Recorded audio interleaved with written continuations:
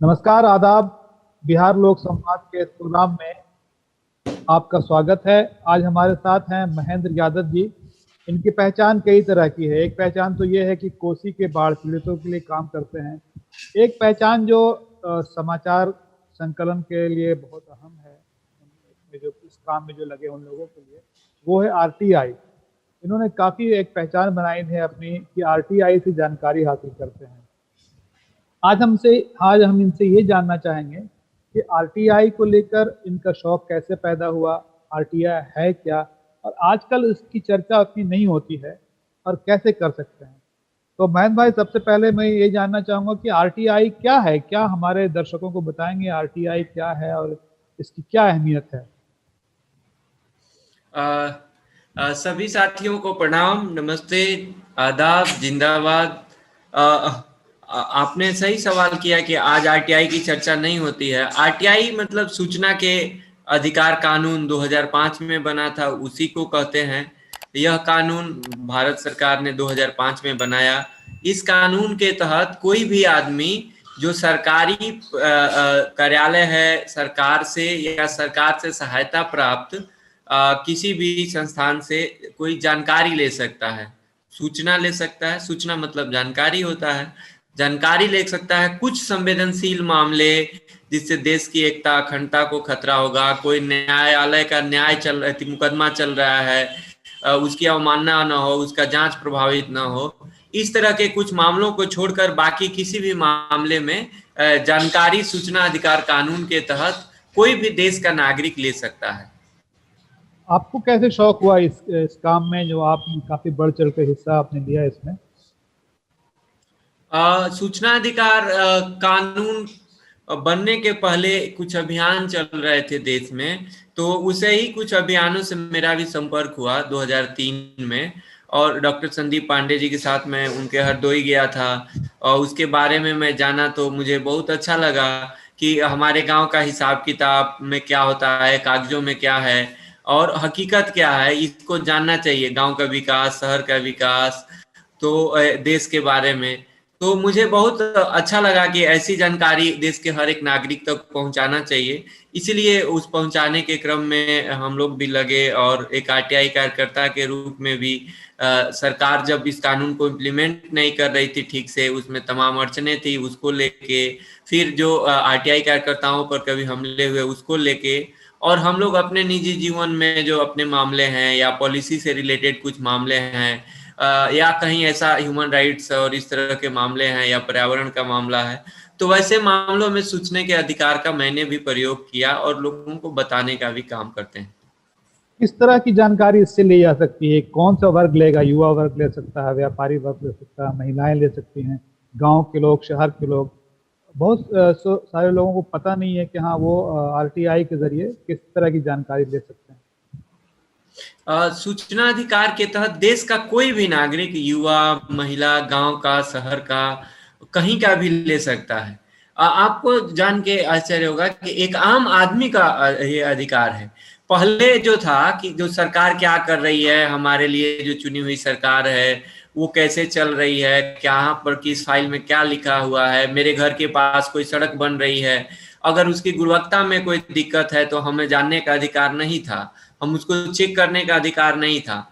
लेकिन इस कानून के बन जाने के बाद ये अधिकार देश के हर एक नागरिक को मिला हुआ है कि वो हर एक आम आदमी भी उसके हिसाब किताब का जानकारी ले सकता है, उसके बारे में पूछ सकता है। इसका उपयोग कोई भी साधारण आदमी भी कर सकता है, पढ़ा लिखा युवा वर्ग कर सकता है, और बड़े बड़े लोग भी करते हैं। मुझे हैरत हुई कि बिहार में बिहार राज्य सूचना की आयोग की तरफ से एक कई राज्य के सूचना आयुक्तों की एक मीटिंग चल रही थी। हम लोग भी उसमें गए थे देखने के लिए। तो उसके मुख्य अतिथि जो अवकाश प्राप्त मुख्य न्यायाधीश थे एक हाई कोर्ट के, वो थे। और यहाँ के जो मुख्य सूचना आयुक्त थे उन्होंने कहा कि बिहार में सूचना अधिकार कानून की बहुत बेहतर स्थिति है, खूब प्रशंसा किए। तो जो मुख्य अतिथि को बोलना था तो उन्होंने कहा कि मिस्टर अशोक, उनका नाम था, कि आयुक्त महोदय को, कि आप जो बोल रहे हैं, मैं खुद अपना आरटीआई फाइल करने के लिए अपने प्यून को भेजा और बिहार में आरटीआई को जमा नहीं करा पाया।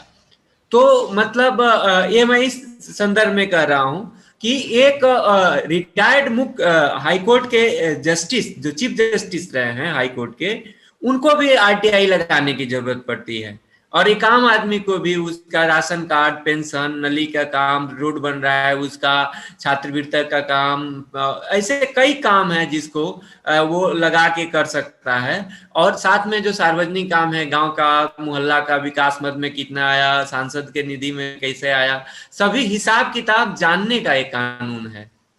अच्छा महेंद्र भाई, अक्सर लोगों को ये पता नहीं होता है कि ये जानकारी कहाँ से मिलेगी। अब उदाहरण के लिए छात्रवृत्ति नहीं मिल रही है तो वो कहाँ अपील करेगा और कैसे अपील करेगा, इसमें आप कुछ मार्गदर्शन करें। जी, ये बहुत एक महत्वपूर्ण है बात है कि हमें सूचना कहाँ से मिलेगी। तो सूचना अधिकार कानून के तहत सभी कार्यालय जितने हैं, सभी सरकारी कार्यालयों में एक लोक सूचना अधिकारी, पीपुल्स इंफॉर्मेशन कमिश्नर की नियुक्ति हुई है। तो लोक सूचना पदाधिकारी जो हैं लगभग हर कार्यालयों में पदेन होते हैं। मतलब अगर गांव में देखिए तो जो ब्लॉक में जो काम होता है, तो जो काम अंचल में होता है तो अंचल पदाधिकारी लोक सूचना अधिकारी हैं। जो ब्लॉक से रिलेटेड है तो ब्लॉक का है। जो छात्रवृत्ति को जो देखते हैं, जो कल्याण विभाग के लोग अगर देखते हैं तो वो वहाँ के लोक सूचना अधिकारी हैं। और थाना से मामला है तो थाने के लोक सूचना, थाना प्रभारी लोक सूचना अधिकारी होते हैं। अगर उसी तरह जिले का कोई मामला है तो शिक्षा विभाग का मामला है तो बीई जो ब्लॉक एजुकेशन ऑफिसर होते हैं, ब्लॉक से मामला है तो वो लोक सूचना अधिकारी होते हैं। जिले का मामला है तो जिले में लोक सूचना अधिकारी होते हैं।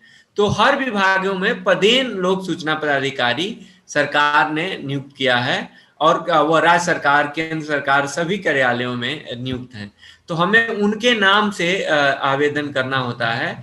आवेदन बनाने में हम शिकायत नहीं करेंगे, हम उनको लोक सूचना अधिकार कानून के तहत सवाल के रूप में मांगेंगे कि हमको अमुक जानकारी चाहिए, हमको इस कागज की, इस फोटो, इस रिकॉर्ड, मीटिंग के रिकॉर्ड्स की, इस डॉक्यूमेंट की, या इस सीडी की, या इस सॉफ्टवेयर में है तो कोई इस डेटा की हमको कॉपी चाहिए। फाइल नोटिंग की भी हम कॉपी ले सकते हैं। तो इस तरह से एक आवेदन देना होता है। आवेदन के साथ राज्य में 10 रुपए का शुल्क लगा हुआ है। तो शुल्क के बाद जो हम सूचना मांग रहे हैं, जो जानकारी, तो उसके लिए भी शुल्क देना होगा। बिहार में संशोधन करके मात्र 10 पन्नों तक का मुफ्त मिलता है, लेकिन उसके अलावे बाकी पेज बीपीएल को 10 पेज का मुफ्त है। बाकी सभी को लोक सूचना पदाधिकारी उधर से एक पत्र व्यवहार करेंगे और वो कहेंगे कि आप इतने पेज की सूचना है, A4 और A3 पेज का अगर साइज का पेपर है तो उसको 2 रुपया प्रति पेज की दर से, अगर कोई बड़ा मैप है, कोई बड़ा कागज है, या कोई हम निर्माण सामग्री का सैंपल मांग रहे हैं तो उसके लागत के हिसाब से उसका शुल्क निर्धारित किया गया है। उसी तरह से अगर हम सीडी में मांग रहे हैं तो 50 रुपया पर सीडी का शुल्क निर्धारित है, तो उसके साथ शुल्क देना होता है। अगर आवेदन देने के 30 दिन के अंदर लोक सूचना अधिकारी फीस की मांग करेंगे, सूचना को देंगे। अगर नहीं देते हैं तो सूचना अधिकार कानून के तहत अगले 30 दिन में उस पदाधिकारी से ऊपर का कोई पदाधिकारी है तो वो उसका शिकायत का वहां हम करेंगे या उसका प्रथम अपील करेंगे। तो प्रथम अपीली प्राधिकार के पास हम अपील करते हैं। अगर वो भी 30 दिन में सुनवाई करेंगे और सूचना को दिलाएंगे। अगर वो नहीं दिला पाते हैं या गलत सूचना मिलती है या भ्रामक मिलती है, अस्पष्ट सूचना मिलती है, तो फिर हम सेकेंड अपील में जाएंगे। सेकेंड अपील राज्य के मामले में राज्य सूचना आयोग और केंद्र सरकार के मामले में केंद्रीय सूचना आयोग में करना होता है। अपील जो फर्स्ट अपील के टाइम के बाद से हमें 90 दिन के अंदर सेकेंड अपील करना होता है। फर्स्ट अपील और सेकेंड अपील में भी शुल्क देना होता है। केंद्र सरकार का अगर विभाग है तो फर्स्ट अपील में शुल्क नहीं देना है। तो वो फर्स्ट अपील सेकेंड अपील तक जाते जाते आयोग मामले की सुनवाई करता है और वो सूचना दिलाता है। जानबूझ के कोई लोक सेवक सूचना नहीं दे रहा है, लोक सूचना अधिकारी सूचना नहीं देता है तो उस पर जुर्माना भी करता है। अच्छा महेंद्र जी, क्या हम लोग ऑनलाइन भी सूचना के अधिकार के तहत जानकारी मांग सकते हैं? बिहार में जानकारी सेवा के थ्रू शुरुआत किया गया था। शुरू में 155-310 सूचना अधिकार कानून जानने का नंबर था। 155-311 नंबर सूचना अधिकार का आवेदन का था। उस समय जब शुरू किया गया था तो ये था कि लैंडलाइन का जो बेसिक फोन होता है, उससे अगर फोन से आप सूचना जो मांग कर रहे हैं लिखा देंगे तो वो आप जो बोलेंगे उसको वो टेप कर लेंगे और आपके फोन के बिल से 10 रुपया शुल्क के रूप में कट जाएगा। ये शुरुआत में था। अभी मोबाइल का जमाना आ गया है, इंटरनेट का जमाना, और बेसिक फोन जो है बहुत कम है। और उस समय भी हम लोग कहे थे कि ये आने वाले समय के लिए अनुपयोगी हो जाएगा, क्योंकि अगर उसको मोबाइल के साथ अटैच करते हैं तो वो सरकार ने नहीं किया था। तो अभी ऑनलाइन भी सूचनाओं को लिया जा सकता है और ऑनलाइन सूचना के लिए भी प्रावधान है। बिहार में उसका बहुत व्यवहारिक प्रयोग मैं व्यक्तिगत रूप से नहीं किया हूं, मैं ऑफलाइन ही करता हूं, और इसलिए उसके वेबसाइट पर कुछ साथी जरूर करते हैं और उसकी प्रगति में ठीक से नहीं पता। तो क्या ऑनलाइन के लिए एड्रेस वहां मिल जाता है उसकी वेबसाइट पर संबंधित विभाग के?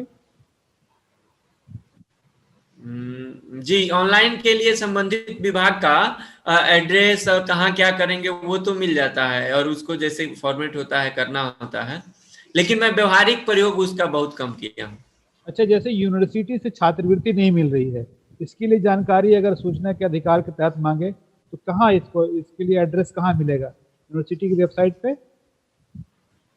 जी, यूनिवर्सिटी अपने वेबसाइट पे लोक सूचना अधिकार का अपने यहाँ के लोक सूचना पदाधिकारी का नाम, फर्स्ट एप्लीकेंट अथॉरिटी का नाम दोनों अंकित करती है। अधिकतर सरकारी वेबसाइट्स पे होता है, आरटीआई करके नीचे रहता है, तो उसमें उनके लोक सूचना पदाधिकारी का नाम होगा। यूनिवर्सिटी में अगर करना है तो रजिस्ट्रार के पास हम सूचना मांगेंगे, और रजिस्ट्रार के बाद से वीसी फर्स्ट एप्लीकेंट अथॉरिटी होंगे, तो रजिस्ट्रार या सहायक उनके रजिस्ट्रार होंगे, वही अक्सरहा लोक सूचना पदाधिकारी होते हैं। अलग अलग यूनिवर्सिटी अलग अलग व्यक्तियों को नामित करती है, तो हम उनसे मांगेंगे। अगर छात्रवृत्ति का सवाल यूनिवर्सिटी में यूनिवर्सिटी स्तर से अटका है तो उनसे हम जानकारी ले सकते हैं।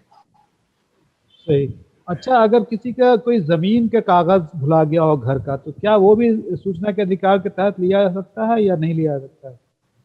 जी, लिया जा सकता है। जमीन का कागज जो अंचल कार्यालय में अगर है तो अंचल कार्यालय से ले सकते हैं, और नहीं तो अगर नक्शा वक्शा लेना है तो नक्शा घर है। अब तो जिलों में डिजिटल होके आ गया है, बहुत सारे रीजन्स में आ गए हैं, लेकिन आप अंचल कार्यालय से उस जमीन का रिकॉर्ड्स मांग सकते हैं, और लोक सूचना पदाधिकारी के रूप में लोक सूचना पदाधिकारी से अंचल पदाधिकारी अपने अंचल का नाम लिखना है, और वहां से जो रिकॉर्ड मांगना है उसका डिटेल हम आवेदन में लिखेंगे कि हमको इस नंबर, इस खाता के एक्स्ट्रा नंबर का रिकॉर्ड चाहिए, या इस आदमी का इस गांव का है उसका रिकॉर्ड चाहिए। आप कुछ रोचक जानकारी दीजिए जहां पर आपने आरटीआई से जानकारी ली और कुछ अच्छी जानकारी मिली, उसका असर हुआ। कोई एक सी बात ध्यान में आती है अभी आपको? इसकी तो बहुत लंबी कहानियां हैं। एक दो। हम जब आरटीआई काम शुरू किए तो जागरूकता का काम, तो मेरा फोकस था कि जिसकी समस्या है उसी से आरटीआई लगवाएं, और मुझसे निजी समस्या है या कोई ऐसा मामला, सामूहिक मामला है, उस पे हम आवेदन करेंगे। तो देखिए, मेरे घर के बगल में एक मतलब विधवा थी, उनको पेंशन नहीं मिलता था। शुरुआत हम वहीं से किए, तो उनको पेंशन नहीं मिलता था, तो बहुत परेशान रहती थी। उनके लड़के एक दो जगह भाग दौड़ किए, और वो हमसे कहती थी अक्सर, ऐसी 2-3 लोग, अपने गांव के कई लोगों का पेंशन जो पीपीओ नंबर बन के आता है और उसके बाद से अटका रहता है। मैं सिर्फ आरटीआई लगाया तो उनके लिए मैं अपने नाम से लगाया, क्योंकि वो आवेदन करने नहीं जा सकती थी, और उनके लिए तो उनका पेंशन बन के आ गया। ऐसी कई विधवा या महिलाओं का या वृद्ध महिलाओं का जो पेंशन सरकारी विभाग से मिलता है उनका फंसा था। तो शुरुआत में मुझे बहुत अच्छा लगा, उन लोगों को भी लगा कि मेरे घर चिट्ठी आया, और पेंशन के लिए जो बहुत दलालों के थ्रू भी लोग दौड़े थे, घूस दे के आए थे, नहीं हुआ था।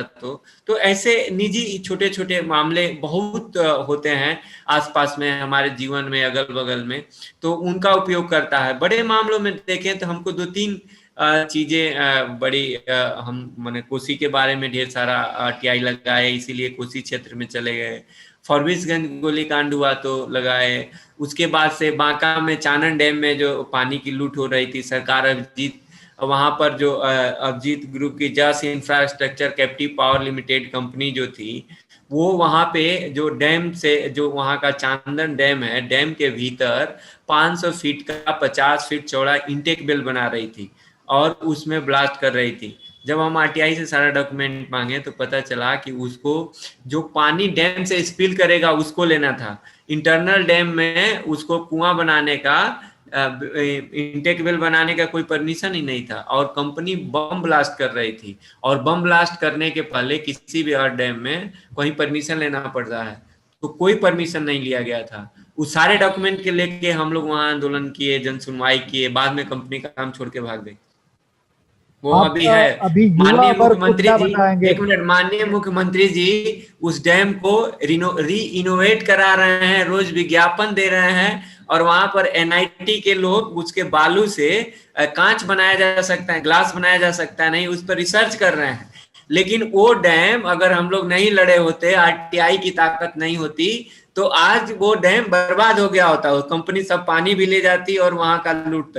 उसी तरह फॉरबिसगंज केस में और कई RTI लगाए। एक दिलचस्प RTI बस मैं बता रहा हूं कि फॉरबिसगंज जो गोलीकांड हुआ था, तो हम लोग को विश्वास नहीं हो रहा था कि कैसे पुलिस पर हमला करने के लिए कोई गर्भवती महिला या गोद में बच्चा लेके कोई महिला जाएगी। तो मैं RTI लगाया कि रेफरल अस्पताल फॉरबिसगंज से कि कितने लोग आपके यहाँ गोलीकांड के बाद इलाज हुआ है। वहां की SP उस समय की जो तत्कालीन थी, वो राष्ट्रीय अल्पसंख्यक आयोग को लिख के दी थी कि यहाँ 28 लोग जख्मी हुए हैं, पुलिसकर्मी, SP SDO सहित, और उनका इलाज रेफरल अस्पताल में हुआ है। और रेफरल अस्पताल से जो डॉक्यूमेंट्स मांगे हम लोग, तो उसने कहा कि हमारे यहाँ मात्र 2 लोगों का इलाज हुआ है, SP का और SDO का, 26 पुलिस वालों का इलाज नहीं हुआ था। तो ये एक जो कल्पित जिस तरह से केस बनाया गया था हम लोग के हिसाब से, तो उसका भी पर्दाफाश हुआ। तो RTI मतलब एक सामान्य आदमी के पेंशन से लेके और एक बड़े गोलीकांड का मामला हो, पीड़ित का मामला हो, या ऐसे बड़े प्रोजेक्ट हो जो विकास के नाम पर आके विनाश करते हैं, लोगों का जल और संसाधन लूटते हैं, प्रकृति को लूटते हैं, सब जगह बहुत प्रभावकारी है। ऐसा मैंने ही अनुभव किया है, मैं अपना अनुभव बता रहा हूँ, दूसरे का नहीं। जी बहुत शुक्रिया आपका। आप मुझे ये सिर्फ आखिरी में चलते चलते आपसे ये पूछनी थी बात कि RTI क्या अभी भी उतना सशक्त हथियार है जितना पहले हुआ करता था, और अब भी इसका इस्तेमाल किया जा सकता है? RTI अभी भी हथियार हम लोग नहीं बोलते हैं, गांधीवादी है, औजार है। और ये औजार है इसलिए कि अभी भी वो प्रभावकारी है। हालांकि सरकारों ने उसको, केंद्र सरकार ने संशोधन करके उसमें जो सूचना आयुक्त की नियुक्ति की प्रक्रिया थी, उसको इस तरह से किया कि जिससे आयोग का जो रोल है वो प्रभावकारी न रहे। मैं एक चीज और बताना चाहता हूं कि सूचना अधिकार कानून की धारा 41B है। 41B में सभी लोक प्राधिकार को हर साल अपने अंदर की सभी सूचनाओं को सेल्फ डिस्क्लोज करना होता है, अर्थात इंटरनेट पर, वेबसाइट पर उसको अपडेट करना होता है। कौन लाभुक है, हमारा क्या कार्यक्षेत्र है, किसका क्या दायित्व है, कितने दिन कहाँ फाइल रहेगी, सब कुछ अपडेट करना पड़ता है। और उसके अलावे भी अगर उसके यहाँ लाइब्रेरी है, फाइल में उसको अपडेट करना पड़ता है। लेकिन दुर्भाग्य की बात है कि आज तक 41B का ठीक से इंप्लीमेंट कर दिया जाता तो 2 तरह की दिक्कत नहीं आती। पहली कि जो सूचना मांगते हैं तो सूचना खोजने में, क्योंकि वो तो अपडेट होता है, बहुत सारी सूचनाएं वेबसाइट पर और अन्य जगह मिल जाती। दूसरा कि सूचना को तैयार करने में जो आदमी लगता है कि जो हम आवेदन दिए वो सूचना को कलेक्ट करके दे रहा है, तो वो व्यवस्थित होता तो उसको देने में आसान होता, तुरंत जिसको मांगते तो वो दे देता। तो उसका इम्प्लीमेंटेशन बहुत कमजोर रहा है। अगर उसको किया जाता तो और प्रभावकारी होता। तो अभी भी प्रभावकारी औजार है। बहुत शुक्रिया आपका। ये थे महेंद्र यादव जी, जो सूचना के अधिकार कार्यकर्ता हैं, और काफ़ी अच्छी जानकारी दी इन्होंने। और इस ऐसे समय में भी, जबकि काफ़ी मुश्किल है सूचना हासिल करना, अब भी कोशिश की जा सकती है। खास के युवा वर्ग, खास के वैसा वर्ग जो अपने यूनिवर्सिटी के रिजल्ट से परेशान है, या नौकरी के बारे में कोई जानकारी हासिल करनी है, तो उनके लिए एक औजार है महेंद्र यादव जी के शब्दों में, जो वो है सूचना का अधिकार। अब भी वो 10 रुपये का खर्च करके, थोड़ी मेहनत लगेगी, थोड़ा उबाव भी हो सकता है ये काम, लेकिन ये काम करना ज़रूरी है, ये सबका हक है, इसे हासिल करना चाहिए। आपका बहुत शुक्रिया। उम्मीद है कि हमारे दर्शकों को ये इंटरव्यू पसंद आया।